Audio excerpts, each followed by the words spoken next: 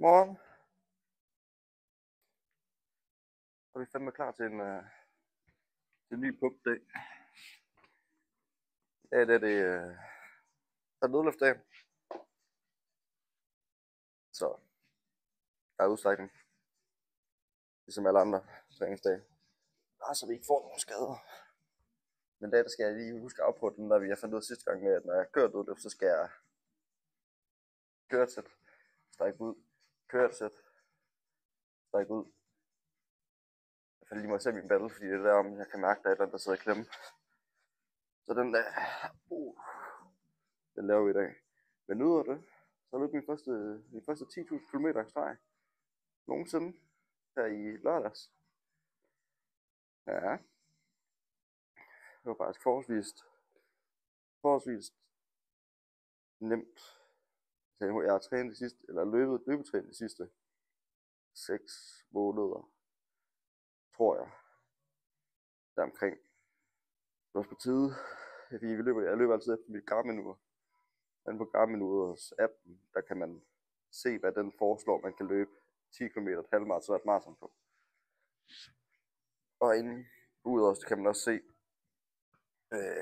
hvad ens rekorder er i forhold til de forskellige ting. Og der kiggede vi på hinanden derhjemme. Så det er fandme træls. 10.000 km, eller 10 km, den er ikke fyldt ud. Så vi planlagde her for 3 uger siden, at vi skulle løbe her den 24. august. Ja, så den er i hus nu. Så det skal ikke, det går lige på måneder, så skal det ske igen. Så er det nok lige et par kilometer ekstra på. Men det betyder også, at jeg er godt stiv i dag, fordi det er anden dagen efter løbeturen. Så kroppen skal lige have lidt kærlighed her, så den lige kommer i gang. Men ja. Dødsdag. Det var den træning, jeg synes, der var dejligt nem. Fordi den føles, så den går lidt hurtigere. Og de ting, der er, det er noget, man godt lige kan køre sig lidt nemmere. Men jeg tænker, vi skal have lidt mere på dumbbells. Walking lunges i dag.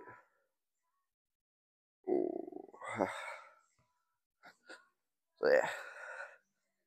Hurtigere træning, men vi skal stadig lige køre os lidt ihjel. Ja, og så er det jo så bare, når det så er færdigt, så er det bare ned på arbejdet, og kl. 12 der skal jeg ned og hente min lillebror og hans band i Billund Lufthavn. Det bliver nødt til lige at break arbejde op der, så lige køre på timer efter det. Så det er en spændende dag i dag. Gider ikke tage med, men nej, ikke endnu. Ikke endnu. Der skal lige være nogen, der tager med først. Så der bliver day in the life.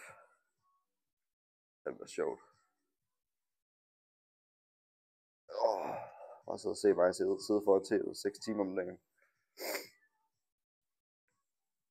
Så må jeg lige fake de dage, jeg filmer jo.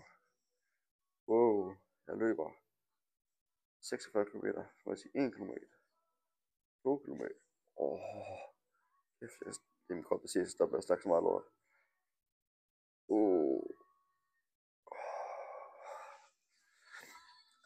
Vi får lige den sidste her, men så tager jeg lige den sidste ud her.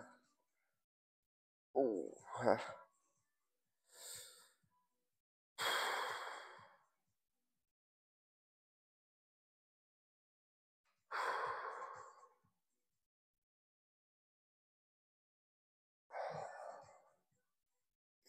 Men jeg håber virkelig ikke, at dødluft ikke går i let i dag. Sidste gang det var fandme lækkert, jeg ikke kunne mærke det.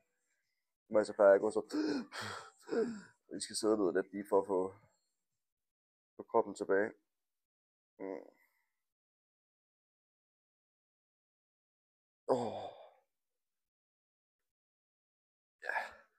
Kører lige det sidste ud der. Så ses vi om, når vi starter dødløft.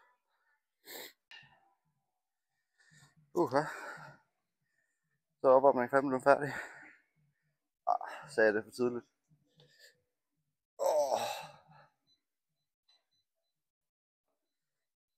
Tror jeg faktisk, jeg sagde for tidligt. Jeg kan mærke det. Jeg kan mærke den der. Fuck. Nå. Ja.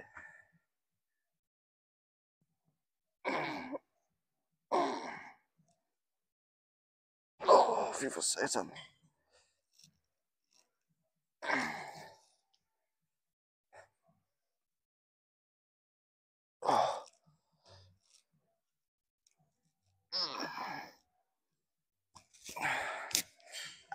Nu må det være det. Og vi fandme få en skade, hvis der er. Ikke? Jeg er da på hele dagen på at strække ud. Det eneste jeg kan mærke igen, så gør jeg det igen. Nå. 20, 40, 60, 80, 100. Jeg har en 100 kilo dødløft i dag. Det skulle da ikke så ringe, hva'? Så er vi halvvejs til 200 for reps. Yes, yes. Jeg er lidt spændt på at se, hvordan det føles. Fordi jeg har bare sprunget 15 kilo på hver side, så jeg har sprunget 30 kilo i alt fra sidste gang jeg tog en opvarmning. Ja. Det er vi heldige at spotte nogle søde mennesker, der kommer over og hjælper, når jeg passer out. No, ja.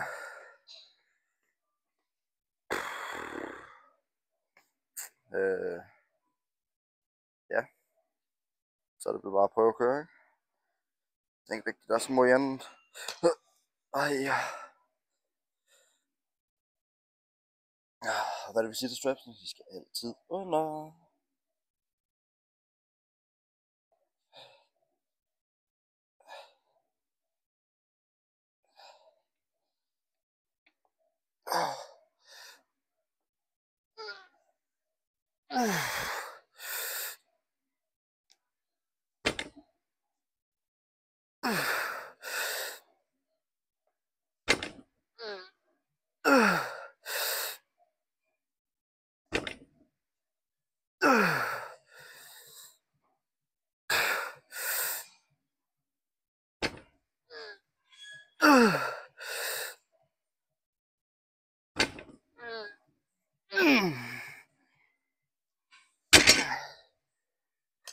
Easy. Tungt. But let. Ja. Yeah. 2 meter.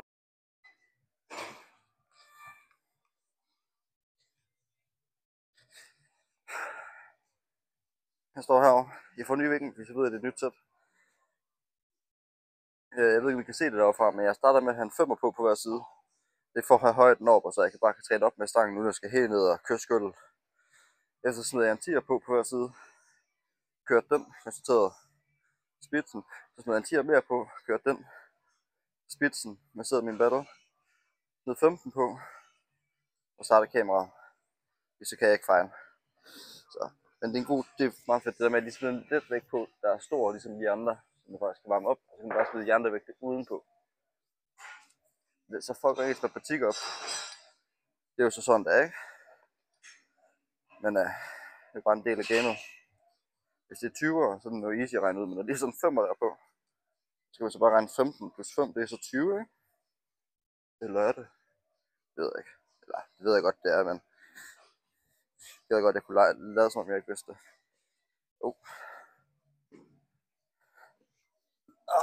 Jeg lukker lige min taske. Jeg ligner det ikke, jeg roder så meget. Nå. Jeg har sat Hardy Hardy på, så jeg vil lige køre de næste 6 gentagelser.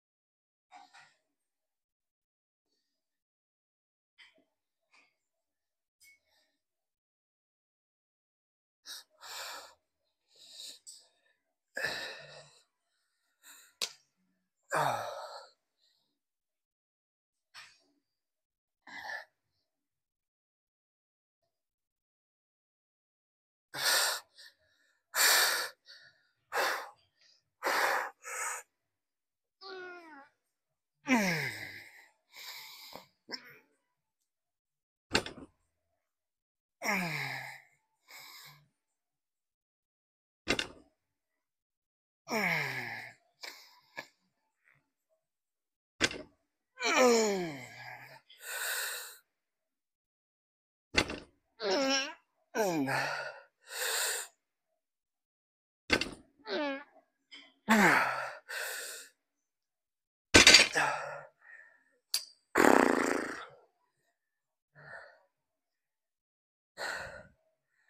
Så bare lige have balancen her igen.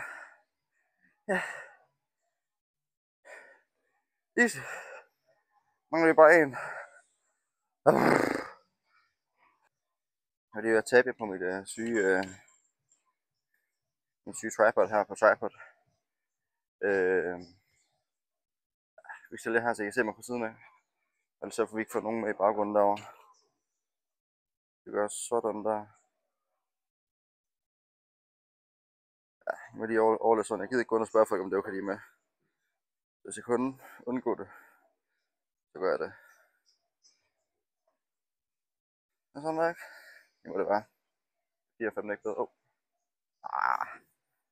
Det ser lige snus ud. Det er jo tungt vægt, det her. Bare stive grænsen til, at jeg skal sætte mig op i en strongman. Altså om 400 kilo.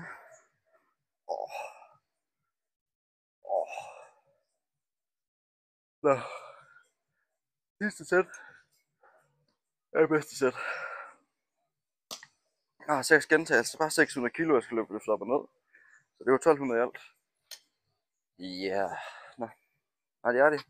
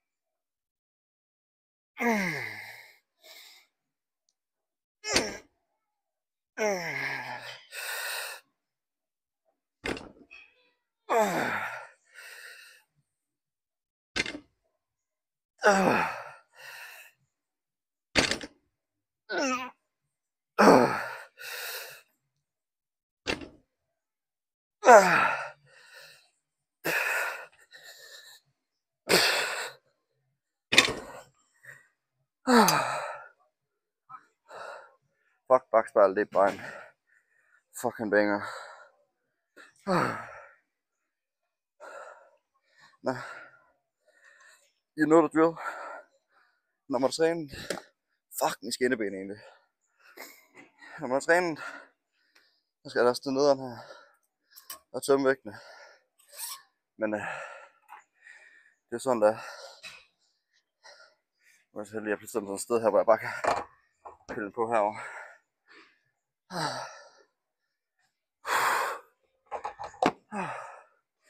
Det var fandme godt. Det er fandme rart, at jeg kan dødløfte igen. Der er en lang periode, hvor jeg ikke har kunnet dødløfte. På grund af jeg fik en skade i squat, som så påvirkede min dødløft også. Så det var ikke engang på squat, jeg fik den. Men jeg tænker, at den er udviklet sig på dødløft. Og så knækkede scenen på squat. Det er sådan, det ligger på min TikTok. Det er sådan en gammel video. Jeg tror, jeg løftede 100. Det var jeg sådan set vant til at løfte.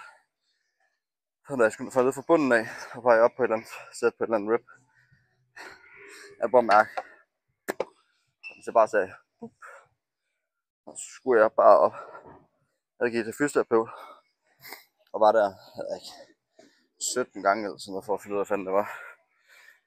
Jeg fandt ud af, hvad det var første gang. Men, ja. Så. Men jeg har jo styr på den nu, efter 1,5 år. Det er jo latterligt. Det er jo faktisk latterligt. Men det er jo sådan, der i træningsgamet. Når så kommer sådan en skade, jeg er klar på, så må man bare træne med den. Altså træne så den også kan følge med. Ellers så håndter den fandme en, når man bliver gammel. Man gider fandme ikke være gammel med skader. Dumbbell walking lunges. Jeg har her meget confession, vi skal lave. Men der er ikke noget at gøre ved det nu.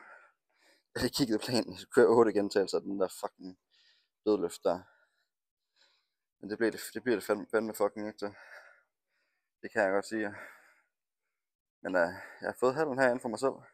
Det er lidt træls, I skal stå skævt, er det ikke det? Det tager lidt mig. Men det er fordi, jeg købte det der vloggen-kamera, der så har strøm. Der har nok strøm til, at jeg kan have filmet en halv time, inden den løber tør. Hvor fanden er det dumt altså? Jeg kunne ikke have det vel sidste gang, kan jeg ikke det? Og der kørte jeg. Jeg ved ikke, jeg gider ikke godt, hvad jeg kørte sidst. Så tager vi noget nyt her. Der er simpelthen kun 1.16. Hvorfor fuck er der kun 1.16? Det er 14. Hvad fuck?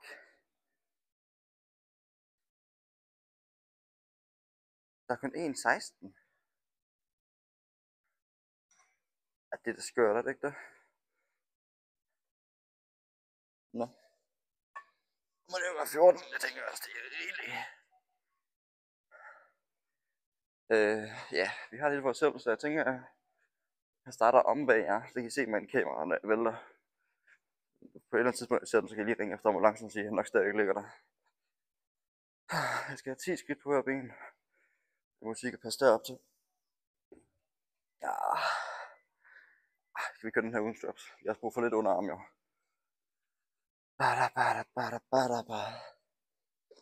Men det er meget ret det headset her, for jeg bare lige kan dem sådan her. Hvis der er kasket på, så kan jeg stadig køre musikken, men jeg kan stadig køre. Om jeg fucking skriger. Nå.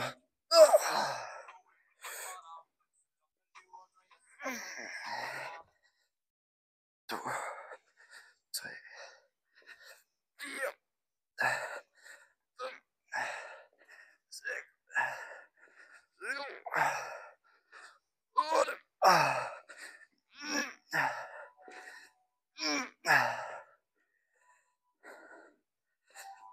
11, 12, 14,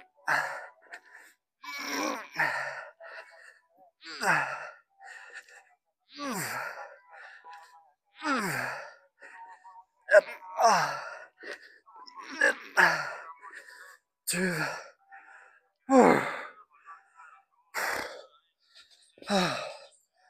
Og så er det fedt, at jeg bare kan køre leg extensions og leg curls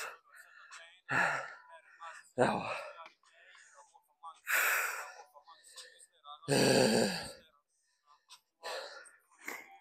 Jeg vil bare blive syg.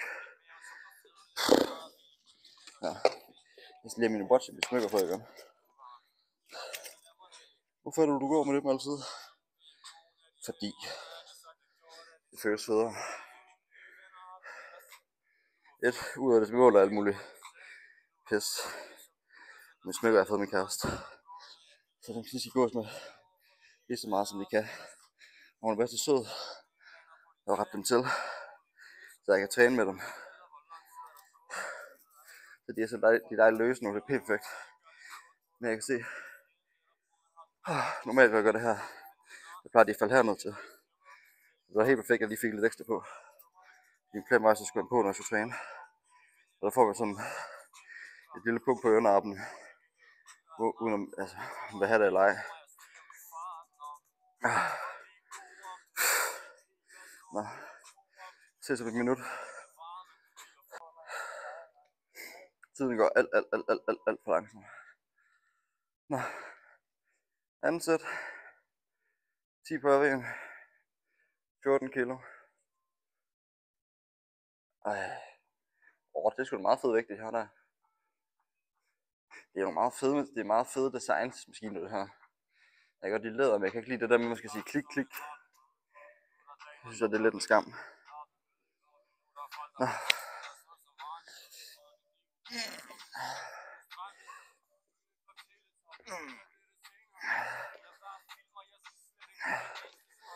Wow. 3, 4, 5, 6, 7, 8, 9, 10,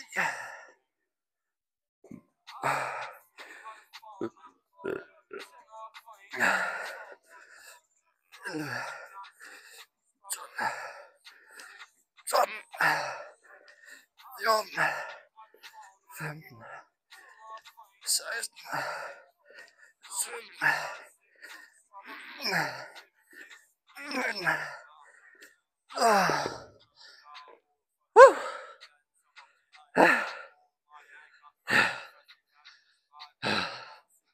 Jeg sætter tilbage lige om lidt.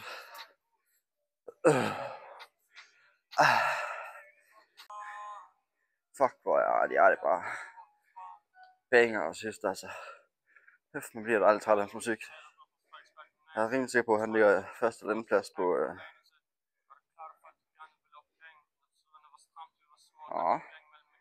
Nu er de at skrætte mine høretelefoner. Det er godt hernede, vel?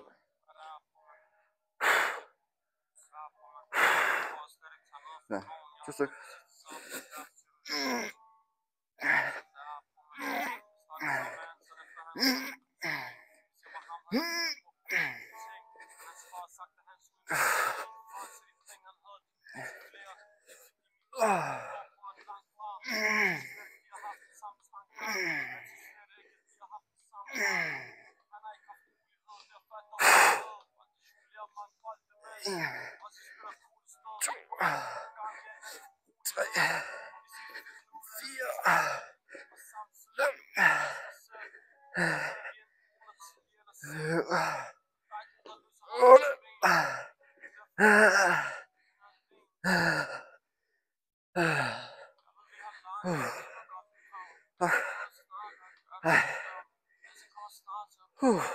Som de har været igennem her.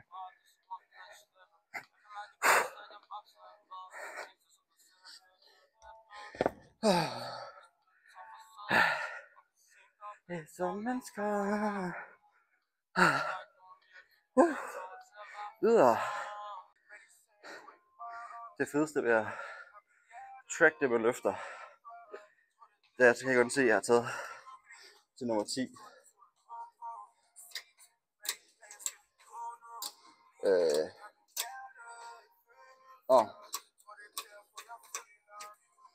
Det er jo sådan, at jeg så skal det her. Gud. Gud. Nå. Det er perfekt det her. Jeg glemte helt at fortælle, hvad jeg snakker om.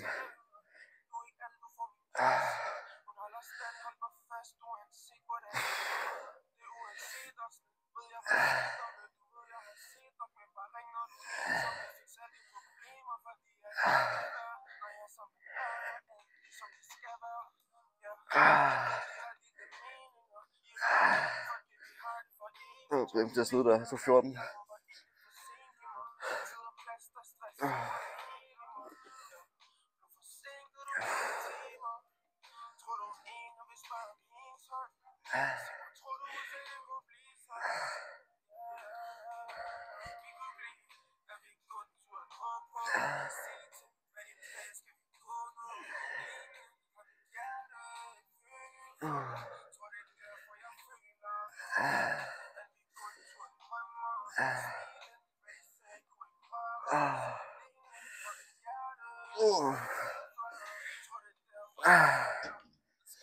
Nej.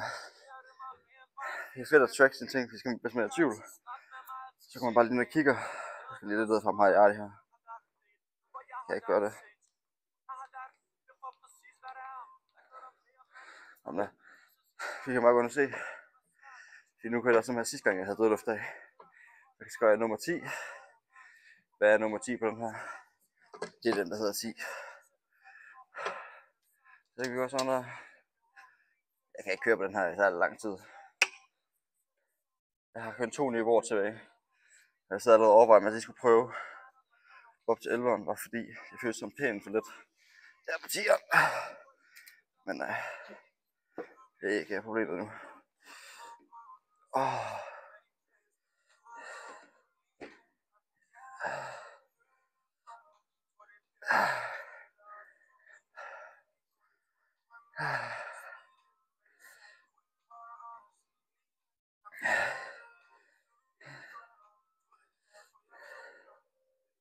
Det er for lidt.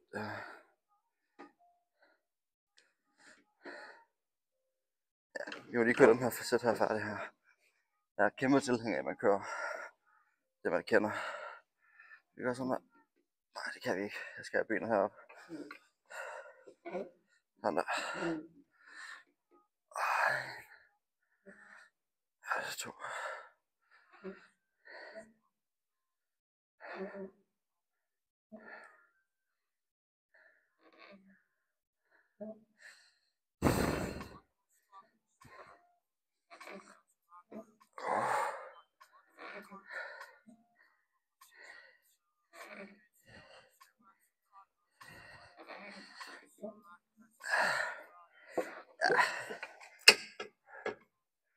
Vi klør sådan lige ned på 11. Jeg kunne slet ikke mærke det i min baglår. Det var for sådan lidt faktisk lidt væk. Jeg tjekker bare lige at filme. Ja. Nå. Så er klokken også blevet 6:25.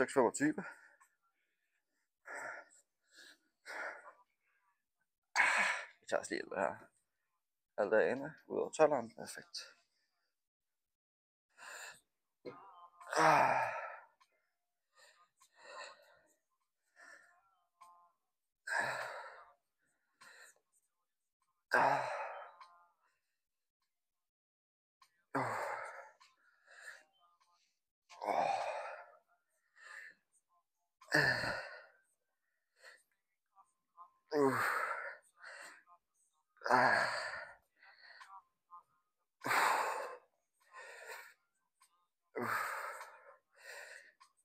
Ja, det er meget bedre det der. Perfekt.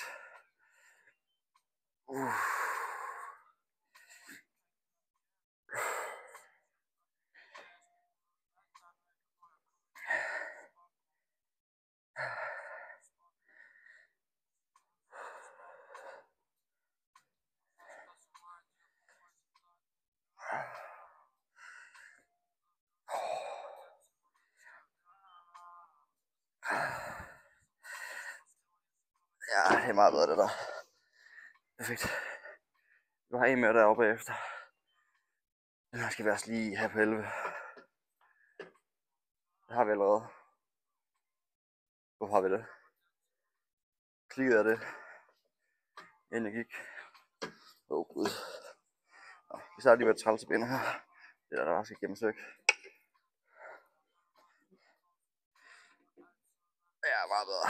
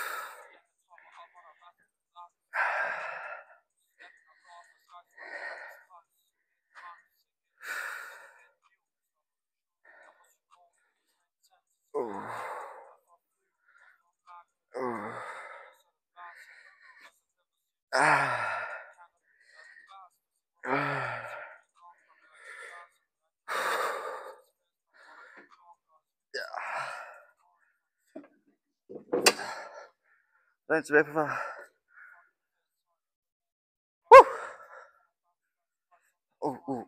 Han rapper i min øre. Mumler for mig. Har du råd? Nå.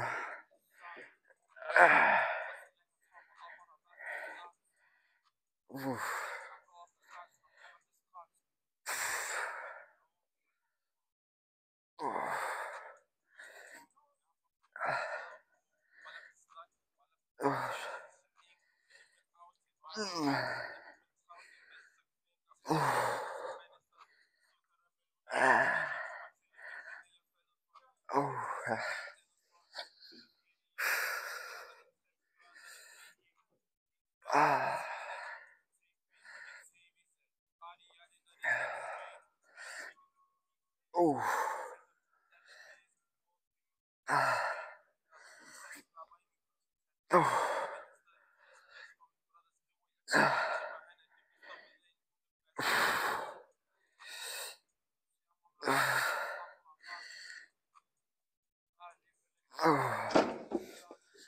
Færdig på den. Niveau 11. Ja, det er nok cirka 600 kilo, hvis man tager det kilo. Så for niveauer, det vil jeg i hvert fald gætte på.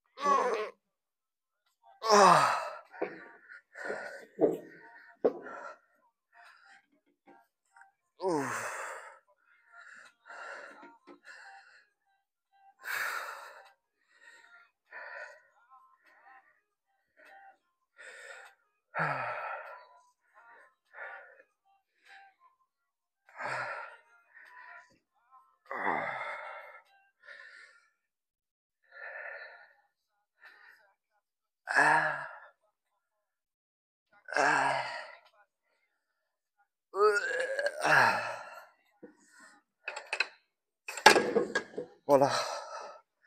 Machine hip instructions. Wow.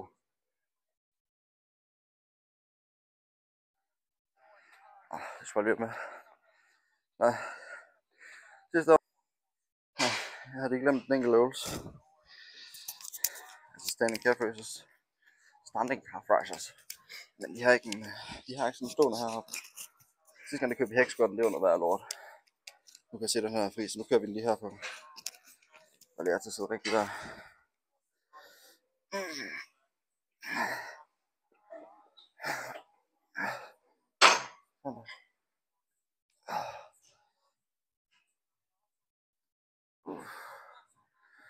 Ja, det er meget bedre det her.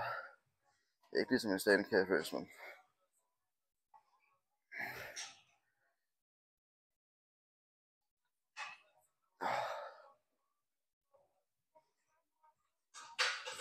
ja, lidt giver den der.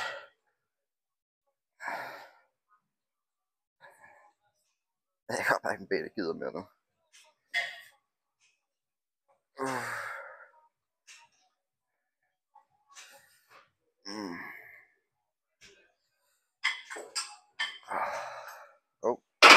Sådan der.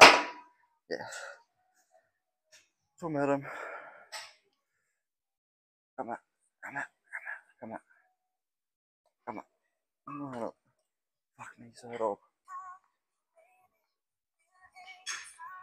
Ja, lige på 5,5 halvanden zoom, eller halv zoom.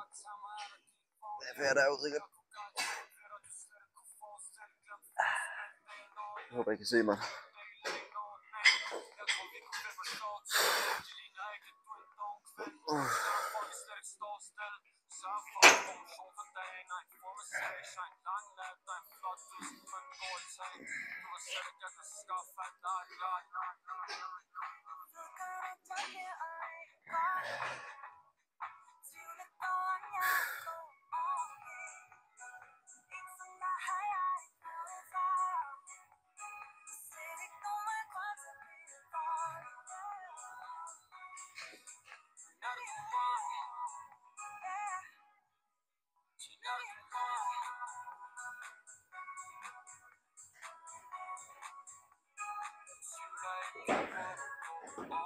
Den er ikke særlig god, den her.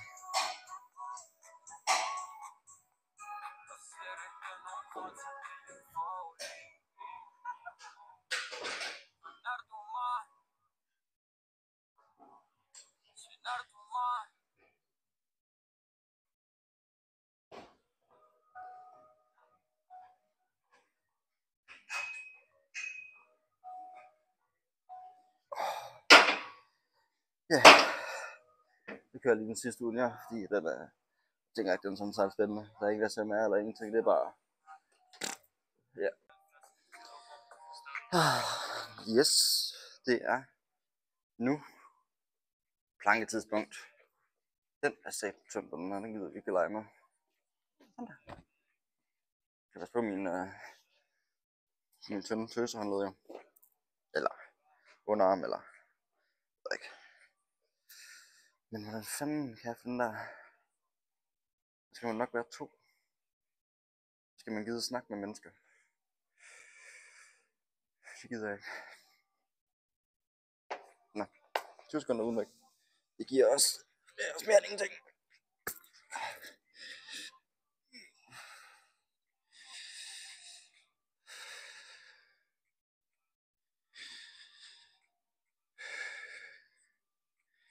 Fem, 6, 7, 8, 9, 10, 11, 12, 13, 14, 15, 16, 17, 18, 19.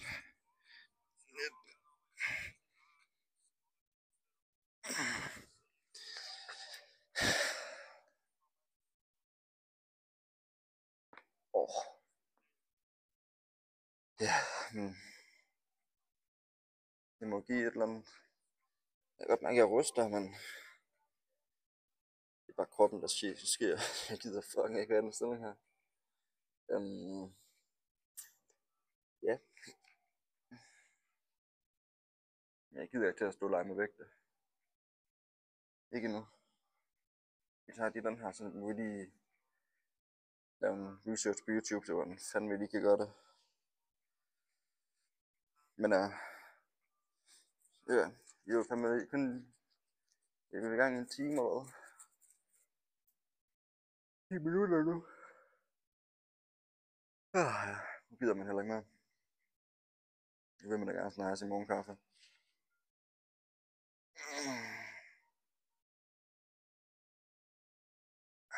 Nå. Ja, nu kan jeg gøre. Ned med numsen. 1, 2, 3, 4, 5, 6, 7, 8, 9, 10, 11, 12, 13, 14, 15, 16, 17, 18, 19, 20, 21. Jeg var lige 7 sekunder tilbage. Og vi er færdige.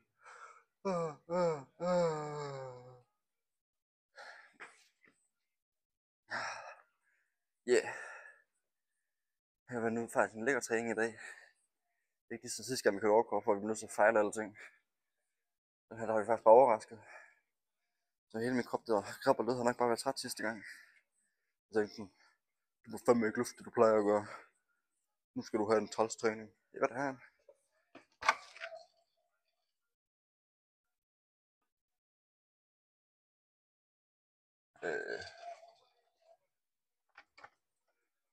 Hvad fanden? Men det er nok til lidt der derude. Og brandudgang kan jeg se. Der er personel der.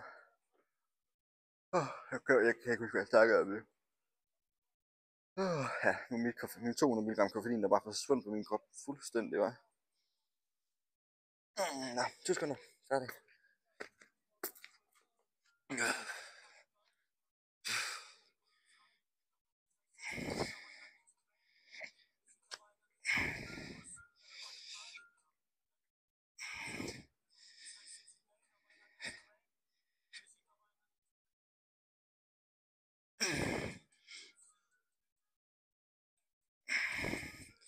Prøv til at gøre det, fordi jeg kan mærke, det spænder i maven. Jeg glemmer til.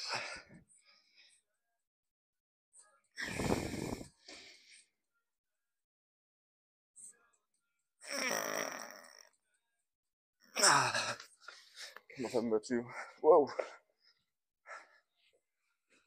Det er så fedt at styrketræne, så bare have en balancebart og sender fra gang til gang.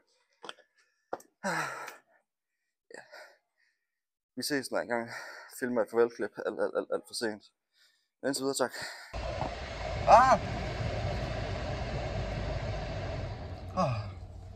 Jeg kan ikke stille en fansted i bilen i dag. Det har jeg aldrig kunne. Så det er derfor, jeg lige filmer inden jeg kører nu. Så panseren ikke ser mig. Giv mig bøder og alt muligt for det. Men tak for træningen i dag. Det har været en kongetræning. Fedt, man får lov til at stige på alle maskiner. Men nu vil jeg komme hjem i bad. Fordi jeg fucking stinker. Så jeg vil bare gerne have en rigtig god dag i dag. Selvom I ser videoen i aften. Ja, det er jo sådan det, ikke? Så må I tænke på, at jeg har sagt god dag til jer tidligere i dag. Så knæk og bræk, ikke? Vi ses i morgen.